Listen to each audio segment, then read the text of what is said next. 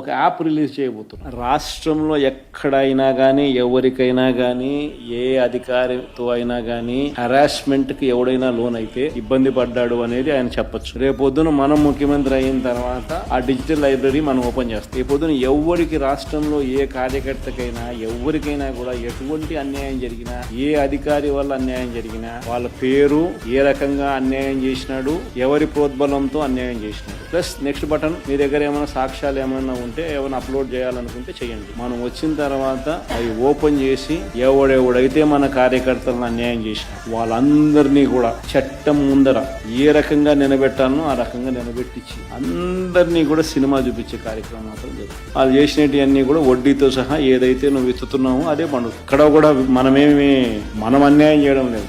ఏదైతే మీరు ఇత్తినారో అదే రేపొద్దున పండుతుంది. చక్కెర వడ్డీతో సహా చెల్లించే పరిస్థితి వస్తుంది. అదొకటి ఖచ్చితంగా నెక్స్ట్ 10 రోజుల్లో రిలీజ్ చేయబోతున్నాం.